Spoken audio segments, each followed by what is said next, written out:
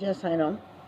आप जानते हैं कि बाबा जी ने हिंदू, मुस्लिम, सिख, ईसाई सभी को बराबर माना और वो हमेशा कहा करते थे सबका मालिक एक। और वो गरीब, अमीर, छोटी जाति, बड़ी जाति, ये सब चीज़ें कभी उनके मन मस्तिष्क में नहीं आई।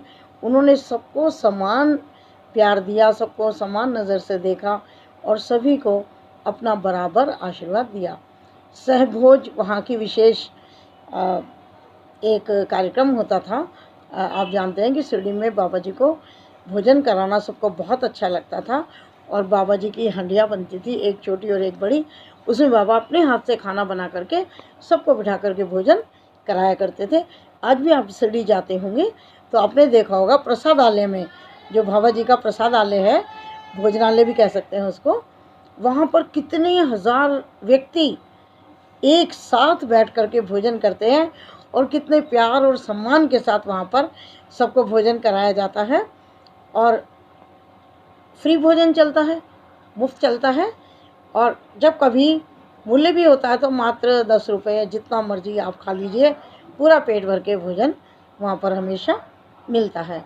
पर अक्सर वहाँ पर भक्त जो हैं वो डोनेट करते रहते हैं।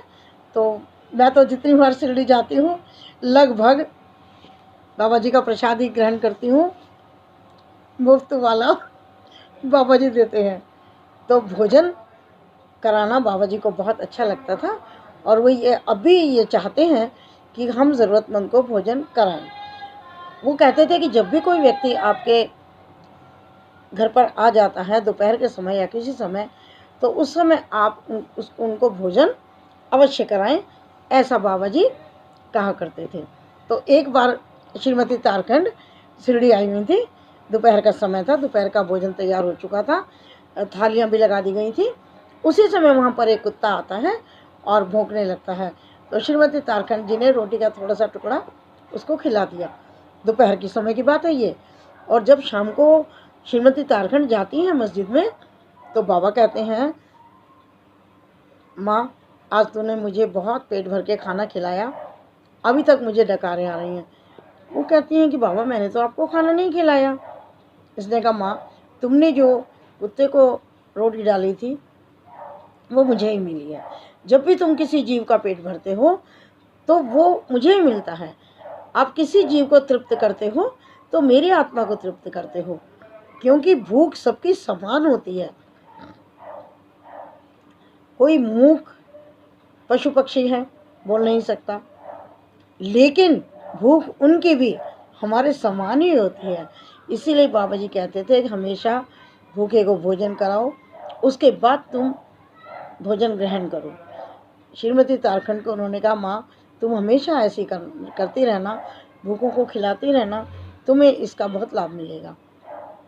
श्रीमती तारखंड ने कहा, बाबा मैं क्या खिला सकती हूँ, मैं तो खुद ही दूसरों के आश्रित हूँ। बाबा ने कहा, नहीं, जो तुम कर सकती हो, अपनी एक रोटी में से एक टुकड़ा भी तोड़ करके यदि हम दान कर देते हैं, खिला देते हैं किसी जीव को, तो वो बहुत अच्छी बात होती है। तो इस शिक्षा को हम सभी को ग्रहण करना चाहिए कि भोजन जिसे भी आवश्यकता हो उसको भोजन हमें अवश्य कराना चाहिए।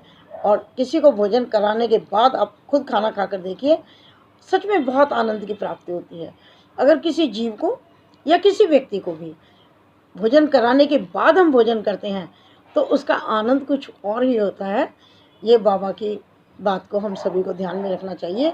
ये बाबा की अमृत तुल्य बात है, इसको हम सबको सदा ग्रहण करना चाहिए। जय साईं राम।